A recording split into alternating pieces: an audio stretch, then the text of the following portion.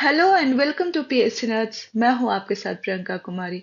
My dear friends, 10 नवंबर है आज और अभी शाम को बीपीएससी की तरफ से एक आवश्यक सूचना जारी की गई है जो आपके साथ जो भी 69th के कैंडिडेट्स हैं एंड जो एस्पायरिंग कैंडिडेट्स हैं बीपीएससी के, चाहे वो 69th के जो मेंस लिखेंगे या 70th के जो एस्पायरिंग कैंडिडेट्स हैं या फिर फ्यूचर के आने वाले ऑल कैंडिडेट्स, और सिर्फ सिविल सर्विसेज के एग्जाम्स ही नहीं, सारे एग्जाम्स के कैंडिडेट्स के साथ डिस्कस करना बहुत जरूरी है। इंपॉर्टेंट मैसेज यहाँ से डिराइव होता है।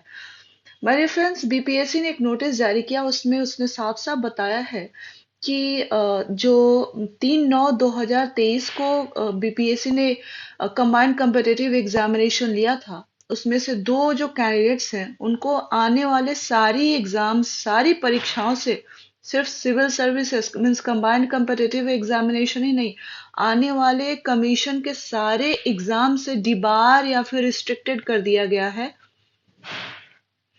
डिबार या रिस्ट्रिक्टेड कर दिया गया है, प्लीज इसको नोट करेंगे।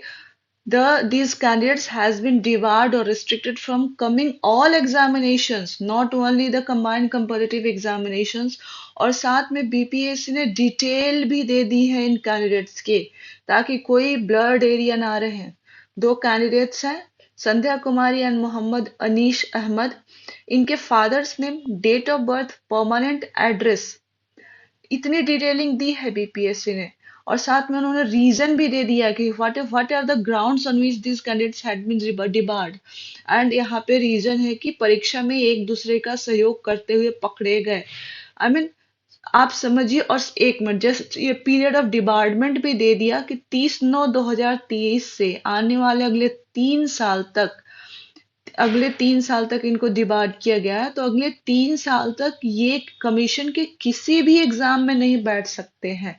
सो my dear friends, important message BPSC की तरफ से ये है कि जिस तरह से बीपीएससी सिर्फ यही एग्जाम नहीं, बहुत सारे जैसे टीचर वाले एग्जाम से रिलेटेड भी एग्जाम जो रिजल्ट आया था, उसके बाद काफी कैंडिडेट्स ने कमीशन के बारे में बहुत खराब खराब बातें कही थी। उनमें भी कमीशन ने बकायदे ऐसे टेबुलर फॉर्मेट उनके फोटो, नाम और साथ में यूट्यूब चैनल, उनका यूआरएल हैंडल दे दिया था। और उनको भी, उनपे भी साफ साफ सोकॉज नोटिस जारी किया गया था कमीशन के द्वारा कि 1 वीक में बताइए, अदरवाइज आपके ऊपर जो विधि सम्मत कार्रवाई है वो की जाएगी। और यहाँ पर भी देखा जा रहा है कि 30/9/2023 को पेपर हुआ था और ऑलमोस्ट एक मतलब काफी महीने हो गए, और काफी समय हो गया एक्चुअली। और इसके बाद, इतने समय बाद, no one would have been expected कि इस एग्जाम से रिलेटेड इस तरह की कोई एक एक्शन लिया जाएगा।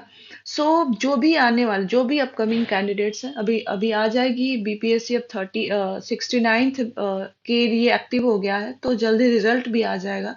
आप 69th वाले, आपका मेंस होगा। प्लीज, एज कमीशन है इज चेंजिंग इटसेल्फ, और कमीशन अपने आप को बहुत जल्दी अपडेट कर रहा है, अपग्रेड कर रहा है।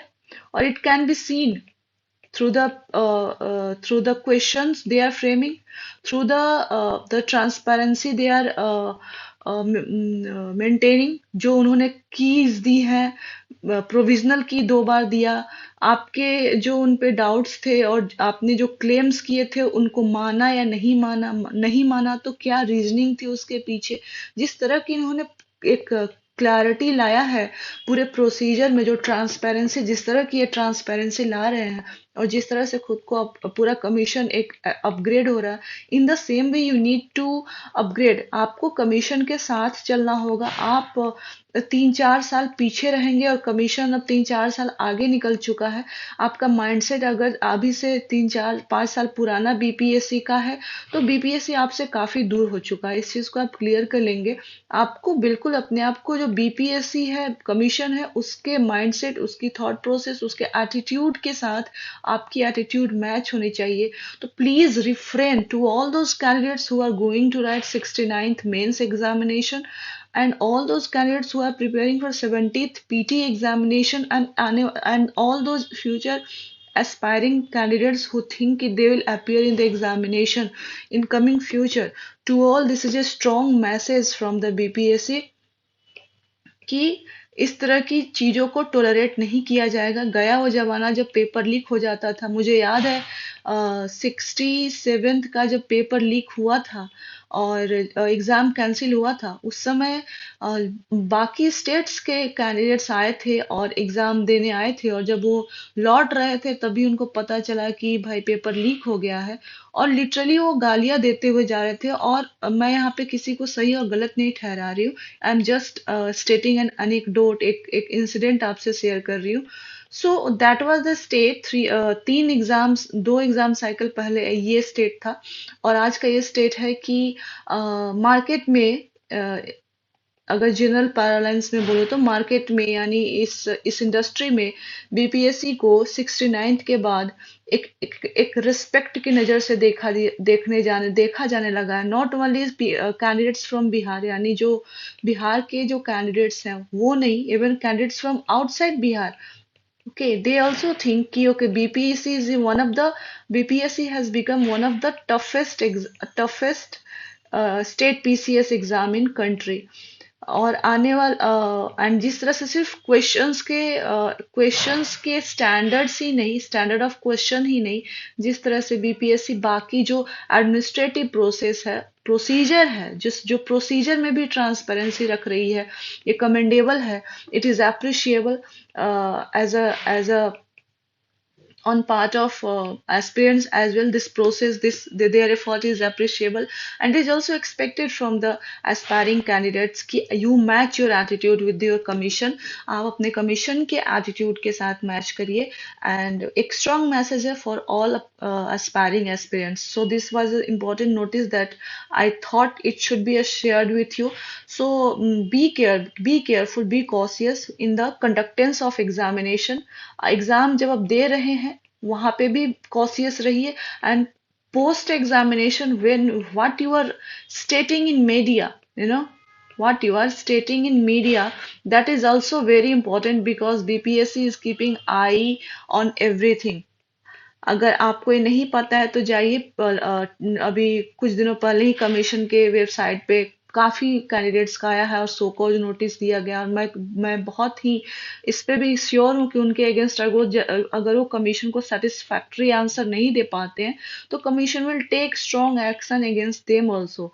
सो you should be very careful, very cautious, be professional in your words and not in your discipline लाइए, सिर्फ अपने पढ़ाई में ही नहीं, अपने वर्ड्स में भी, what you are stating in what in your conductance also, not only in general life, in your examination, in your words, while you are giving media bites to related to examination। आप media bites दे रहे examination के related, तब भी अगर आप unsatisfied, still you have to, there should be a way in which you need to communicate your grievances, right।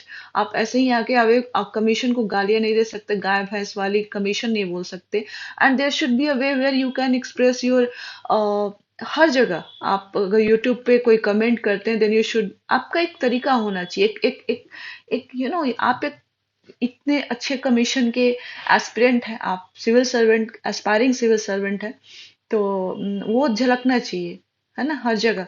सो यही एक important बात आपसे डिस्कस करनी थी। Thank you so much and wish you all the very best.